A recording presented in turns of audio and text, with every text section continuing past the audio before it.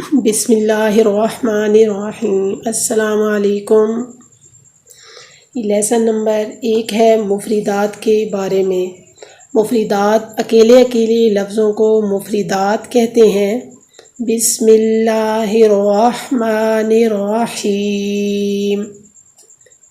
الف، با، تا، ثا، جیم، ح، خا، دال، ذال، را، زا، سین،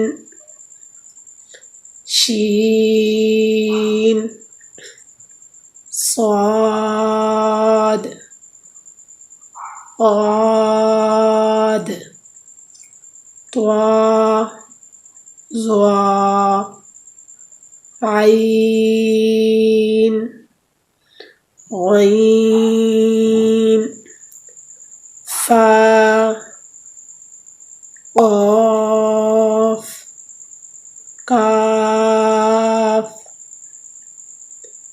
لام، میم، نون، واو، ہا، حمزہ، یا۔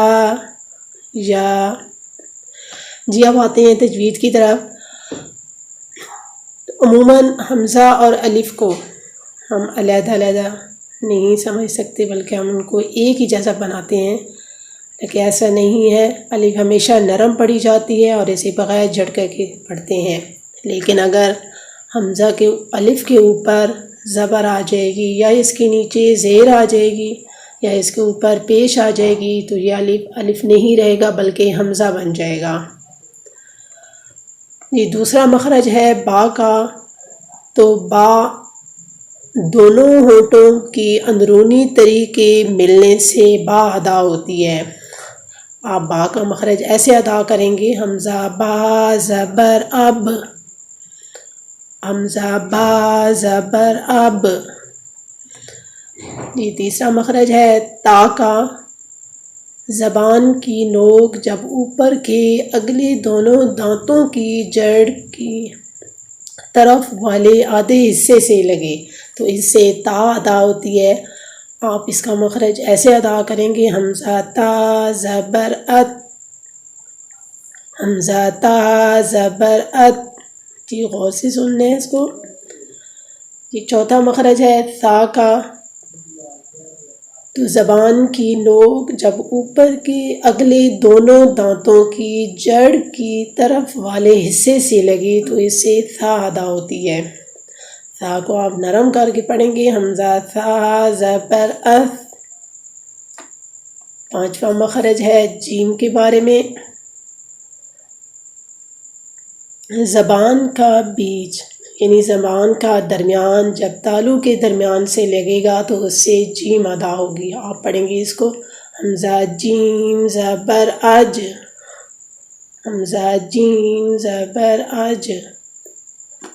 ہا، حلق کے درمیان سے ہا ادا ہوتی ہے، حمزہ ہا زبر اح۔ خا، حلق کے شروع سے جی خا ادا ہوتی ہے، حمزہ خا زبر اخ، حمزہ خا زبر اخ۔ جی آگے دال ہے، تو دال کا مخرج اور تا کا مخرج بالکل ایک جیسا ہی ہے۔ اس میں بھی زبان کی نوک جب اوپر کے اگلے دونوں دانتوں کی جڑ کی طرف والے آدھے حصے سے لگے گی تو اس سے دال ادا ہوگی۔ پڑھیں گے اس کو، حمزہ دال زبر اد۔ جی آگے ذال ہے، تو ذال کا مخرج اور سا کا مخرج یہ ایک ہی جیسا ہے۔ زبان کی نوک جب اوپر کے اگلے دونوں دانتوں کی جڑ کی طرف والے حصے سے لگے تو اس سے ذال ادا ہوگی۔ آپ پڑھیں گے اس کو، حمزہ ذال زبر اد، جی انشاءاللہ اگلی مخارج ہم کل آپ کو بتائیں گے۔ اللہ حافظ۔